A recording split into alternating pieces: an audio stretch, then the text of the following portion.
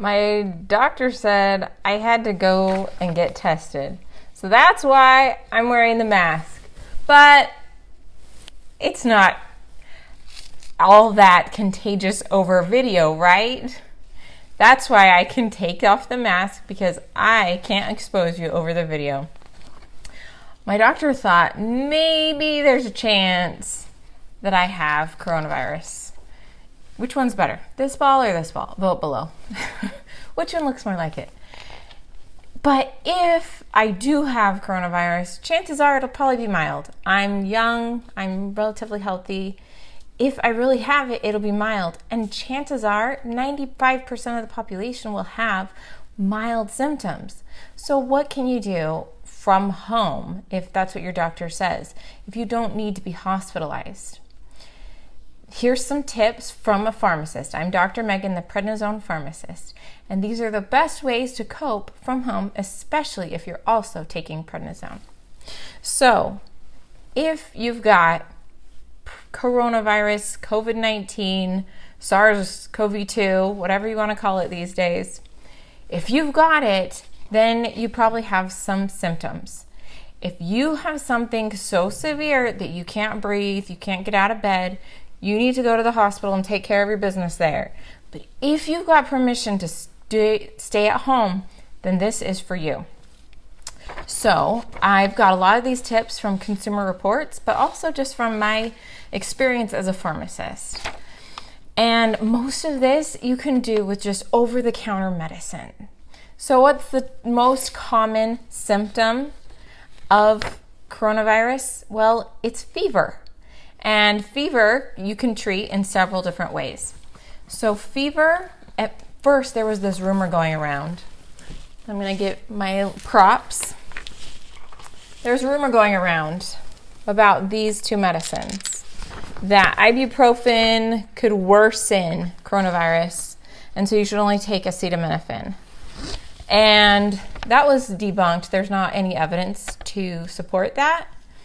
But for people on prednisone, acetaminophen is your best first choice for fever and body aches. It's generally safer for most people who are taking prednisone. The people who would want to avoid it are those who have liver problems. You probably already know that. The reason that acetaminophen is better than ibuprofen, which is also known as Motrin, or what's the other word? or Advil, is because ibuprofen can have lots of side effects, and it interacts with prednisone. It's called a non-steroidal anti-inflammatory. Prednisone is a steroidal anti-inflammatory drug. NSAID is what this is. And so they're working in the same way to affect your body. And so you would want to avoid ibuprofen unless absolutely necessary while taking prednisone.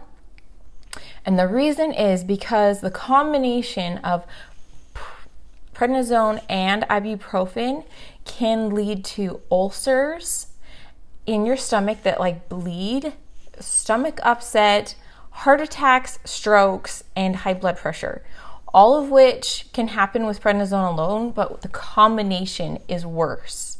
So you would want to start with acetaminophen for fever and body aches, and then you would try this if the acetaminophen isn't working, and you could alternate doses. You could take this every 4 to 6 hours, and then this in between, like at the 2-hour mark or the 3-hour mark, if you absolutely need it.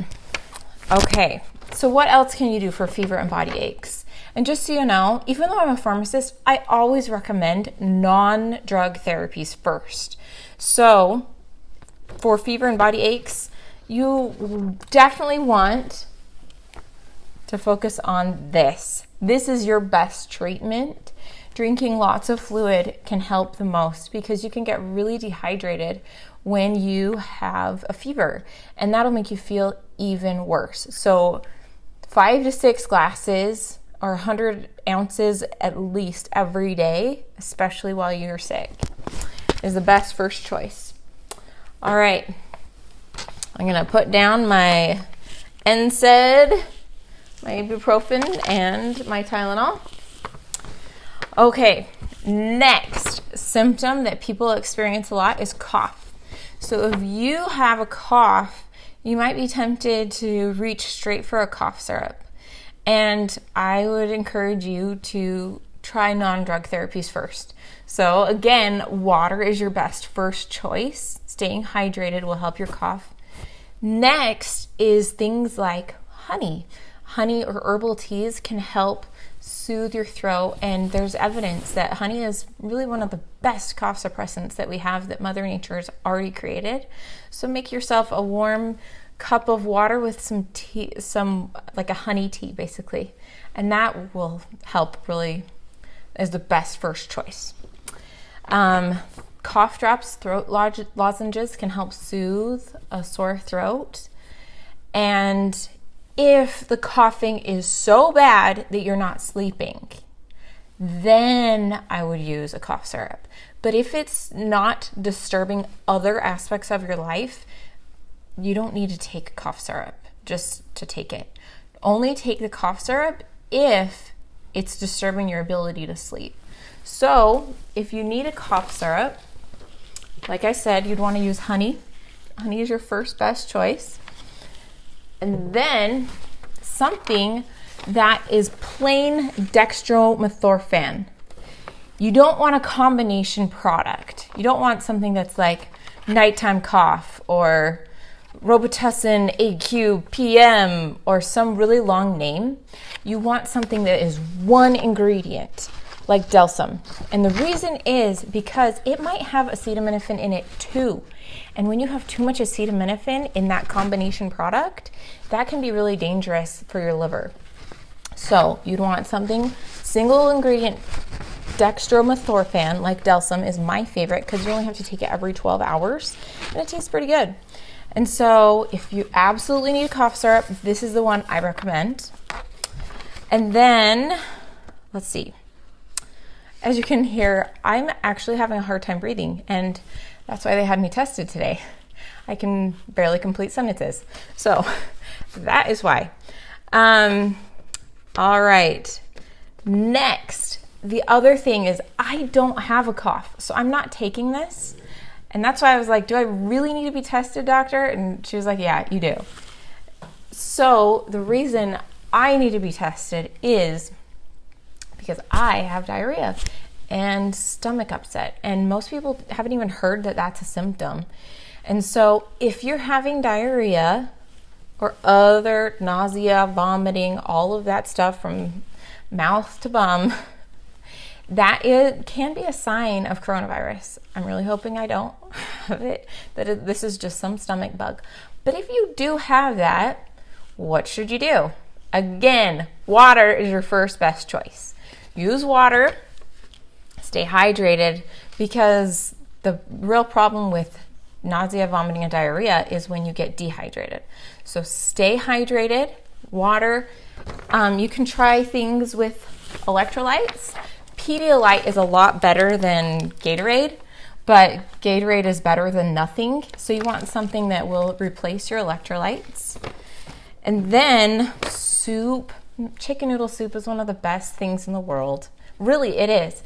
Chicken broth, bone broth, all of those things are super helpful for replacing your electrolytes and getting the proper nutrients that you need while you are sick. I'm still catching my breath here, guys. So those are the first non-drug choices you'd want to make. Then, and the reason I'm saying this is because a third of the people in a WHO study, WHO, World Health Organization, had nausea, vomiting, or diarrhea. And then in China, a third of the people who were hospitalized had diarrhea. Okay. But what should you do if it's over the counter and you really want to take a medicine? What are the best choices for a medicine to help with nausea, vomiting, and diarrhea? So usually you want to just let it go. Like, you just want to let your body process whatever that is. You want to just let the diarrhea go. Let it come. Let it do what it needs to and get that thing out of your system. Whether it's coronavirus or another virus or bacteria, Usually you just want to let your body do what it needs to do. But if it's so bad that you need to take something, then something with aluminum and magnesium are good choices, like Maalox or Mylanta. And then Imodium, like loperamide, is a pretty good choice, but it cannot be a great option for older people, so be careful with these ones. And then Pepto-Bismol, that has bismuth subsalicylate in it. You guys, I feel like I'm running a race and I'm just standing here. Anyway, so over-the-counter meds that you can use include those options, but you only use them if it's so bad that like you're soiling your bed sheets and things like that. Like, usually just let it process. So when should you seek help? When you are having such a hard time breathing, worse than this, I can finish most sentences, but you are having a hard time, your lips going blue, your tongue is going blue, like you're really struggling breathing, and you're nausea and vomiting, you can't hold fluids down, then you need to get extra help for sure. Call your doctor first. A lot of them will do FaceTime appointments these days.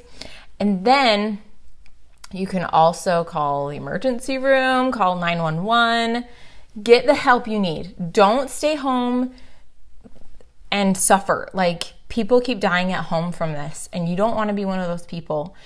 If you're really struggling, then get the help you need. But a lot of us, like 95% of us, can cope from home. So I'll be in touch to let you know the results of my test. They said it might be about 2 days. And if you would like my notes from this, just drop me a message below and I will send it to you. Just like send me a private message, or you can leave your email address, whatever you want. I'm Dr. Megan, your Prednisone pharmacist, signing off, a little out of breath this time.